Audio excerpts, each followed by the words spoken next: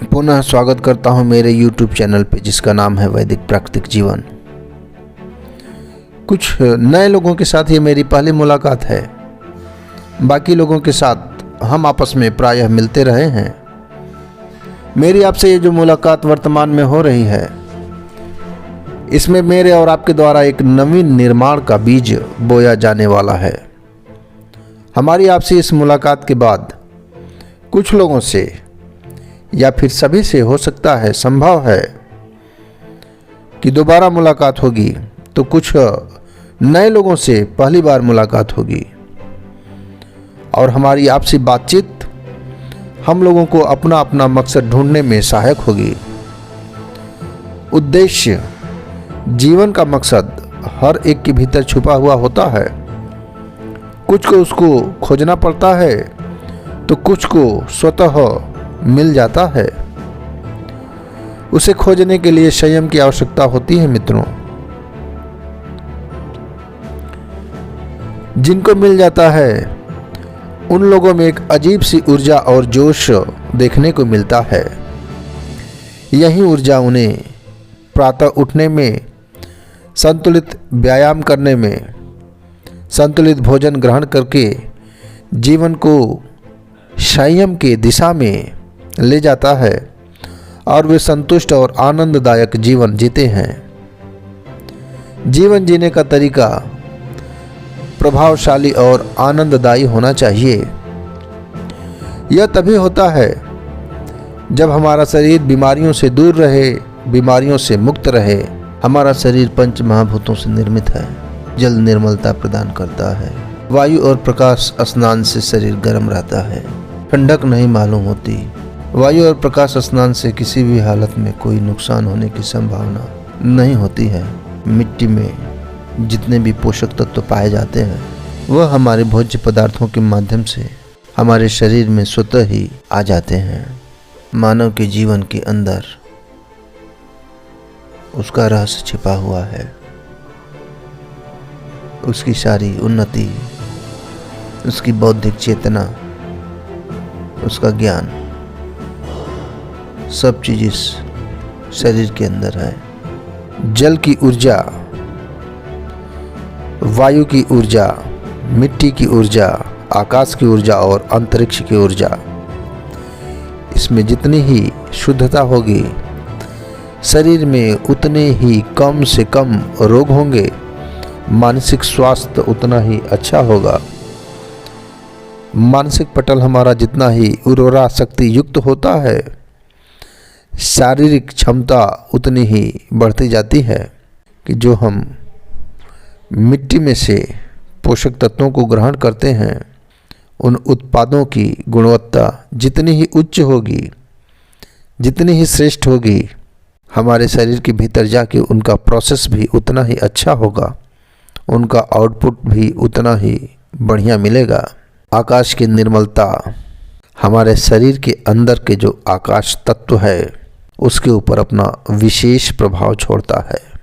आध्यात्म की दुनिया में जब हम कदम रखते हैं, ध्यान की तरफ जब हम आकर्षित होते हैं, योग साधना की तरफ जब हम कदम बढ़ाते हैं, प्राणायाम को अपने जीवन में मिला लेते हैं, तो फिर कई सारे ऐसे प्रश्न हैं जो खुद ब खुद समाधान की तरफ आगे बढ़ने लगते हैं। कुछ नवीन घटनाएं हमें दिखाई देती हैं। प्रकृति के सिद्धांत को, ब्रह्मांड के सिद्धांत को एक निश्चित नियमों के अनुसार चल रहा है, उसको हम ध्यान से सोचते हैं, उनको देखते हैं और प्रकृति के अनुसार अपने जीवन को ढालने के लिए तत्पर हो जाते हैं। स्वतः उसी मार्ग पर प्रवृत्ति हमारी बढ़ जाती है, जिससे कि जीवन में प्रेम का संचार होता है, खुशियों का संचार होता है, आरोग्यता का संचार होता है, आनंद का संचार होता है और हमारा यह मस्तिष्क अपनी क्षमताओं के अनुसार कार्य करने लगता है। जन्म जन्मांतर के छिपे हुए संचित संस्कार स्वतः हमारे शरीर में प्रवेश पाने लगते हैं। उनका हमारे मन के ऊपर प्रभाव पड़ने लगता है और हमारे भीतर प्रेम का संचार होने लगता है। हमारा सूक्ष्म शरीर स्थूल शरीर से अलग हमको महसूस होने लगता है।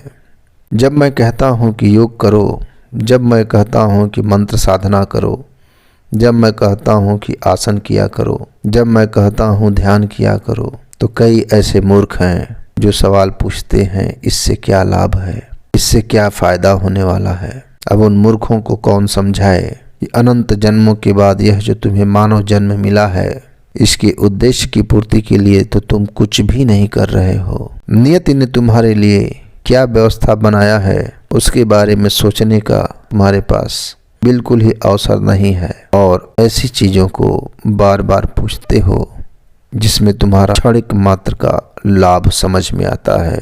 बनिया की दुकान बना रखे हो जीवन के हर कर्तव्य को, इसमें मेरा क्या लाभ है। यह बनिया का व्यापार नहीं है, यह जन्म जन्मांतर के संचित संस्कारों का व्यापार है। आप भीतर से जितना ही पवित्र होंगे, आपके विचार भीतर से जितने ही निर्मल होंगे, आपकी मन स्थिति अंतःकरण भीतर से जितना ही कोमल होंगी, जितना ही सरलता और भोलापन और शांति भीतर से आपको महसूस होगी, बाहर भी उतना ही प्रेम प्रकट होगा। आध्यात्म में केवल लाभ ही लाभ है। इस जीवन में, इस जीवन के चरम लक्ष्य को प्राप्त करने के लिए दैवीय प्रेरणा के साथ साथ हमें आशीर्वाद और जन्म जन्मांतर के सत्कर्मों की आवश्यकता पड़ती है। कर्म क्या है, ये इस प्रश्न का उत्तर लोगों को नहीं समझ में आता। वो जो अपने परिवार में, वह जो जीवात्मा है जो कभी माँ बन जाती है, कभी किसी का पुत्र बन जाता है, कभी किसी का पति बन जाता है, कभी किसी का पिता बन जाता है, इन्हीं रिश्तों को निभाते हुए समझता है कि मैं कर्म कर रहा हूँ, मैं तो अपना कर्म कर रहा हूँ। योगेश्वर कृष्ण ने जो गीता में उपदेश दिया है, उसे हम यह समझ सकते हैं कि श्री हरि नारायण से हमारा संवाद चल रहा है। उनके द्वारा बोले गए जो भी वचन है वह हमसे बात करते हैं। आप उसका अध्ययन करिए। परम शांति की अवस्था में जब तक हमारा मन नहीं जाएगा, तब तक हमको जीवन की सुंदरता, जीवन का महत्व महसूस नहीं होगा। जब तक हम ध्यान में नहीं जाएंगे, इस बाहरी संसार से डिस्कनेक्ट नहीं होंगे, तब तक भीतरी दुनिया के रहस्य हमको सुनाई नहीं देंगे। हमारा अनुभव उसको जान नहीं पाएगा। निश्चित रूप से कर्म करने में ही हमारा अधिकार है, और हमारा अधिकार इस जीवन को किस तरह से जिया जाए इसके ऊपर है। लेकिन हम अपने अधिकार को किस तरह से प्रयोग करना है ये नहीं समझ सके हैं। किस कर्म की बात हो रही है इसको नहीं समझ सके हैं। सत्कर्म और बुरा कर्म, अकर्म, अकर्म क्या है, सत्कर्म क्या है और दुष्कर्म क्या है। जहाँ तक मैं समझता हूँ, जो प्रकृति के सिद्धांतों पे, प्रकृति के लिए, उसकी भलाई के लिए किया हुआ कर्म है, उन्हीं को सत्कर्म मैं मानता हूँ। दुष्कर्म का अर्थ ठीक इसके विपरीत मैं मानता हूँ। और अकर्म की जो स्थिति है उसके लिए गीता को आपको पढ़ना पड़ेगा। समस्याएं दो तरह की होती हैं और उनके समाधान भी दो तरह के होते हैं। बाहरी समस्याओं के समाधान के लिए हमें बाहरी जगत की तरफ दौड़ लगानी पड़ती है, लेकिन जो समस्याएं हमारे भीतर उठती हैं, उन समस्याओं के लिए हमें अपनी भीतरी दुनिया में दौड़ लगानी पड़ती है। विचार से, मन से, वाणी से, किसी भी प्रकार से यदि हमसे बुरा कर्म होता है तो उसका दंड मिलता है। मित्रों, यदि हम अपने शरीर से कोई बुरा कर्म करते हैं तो उसे कानून दंड करता है, समाज दंडित करता है। लेकिन जो हमने मन से अगर बुरा कर्म किया तो हमारा धर्म हमें दंडित करता है, क्योंकि विचार हमारे मस्तिष्क में प्रकट होते हैं। विचारों में ऊर्जा होती है। बुरी ऊर्जा बुरे रिजल्ट को देती है और अच्छी ऊर्जा अच्छे रिजल्ट को देती है। अगर आपके मस्तिष्क में बुरा विचार आ रहा है तो यह स्वतः सिद्ध हो चुका है कि उसका रिजल्ट भी बुरा मिलने वाला है। मेरा करबद्ध निवेदन है, किसी एक मंत्र को ले लीजिए, एक निश्चित समय पे प्रतिदिन एक निश्चित समय तक उसकी आवृत्तियों को उच्चारण करते रहिए। ज्ञान मुद्रा में बैठ करके उसका अभ्यास करिए। उस मंत्र की शक्ति आपको भीतर से पवित्र बना देगी। उसके बदले यह मत सोचिए कि मुझे क्या लाभ होने वाला है। उसका जो लाभ मिलने वाला है वह परम ही कल्याणकारी होगा मित्रों। मंत्र की ऊर्जा और आज्ञा चक्र की तीव्रता आपके सामने खड़ी दीवार को अदृश्य करने लगेगी और सामने होगा स्याह, काला और अति रहस्यमय अंतरिक्ष।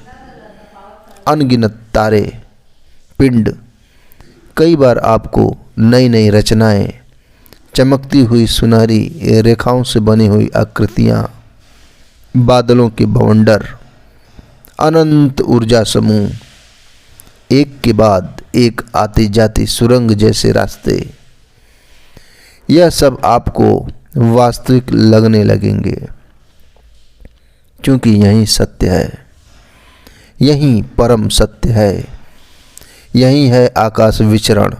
वो परम सत्ता मुझे यह आकाश विचरण रोजाना करवाती है, ऊर्जाओं से मिलवाती है और भी सिद्धियाँ होती हैं।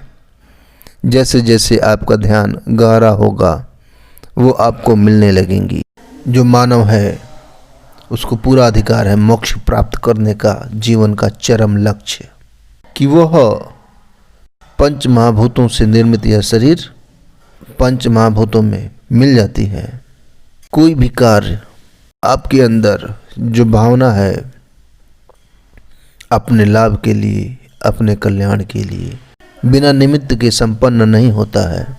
जो आपके मस्तिष्क में विचार आता है वह विचार अनायास ही नहीं आता है। पर्दे के पीछे ढेर सारे एलिमेंट काम करते रहते हैं। विचारों का बड़ा ही अद्भुत सामंजस्य जीवन को प्रभावित करने में देखा गया है। जीवन को बदलने की अद्भुत शक्ति विचारों के अंदर होती है और विचार एक स्वतः ऊर्जा होते हैं।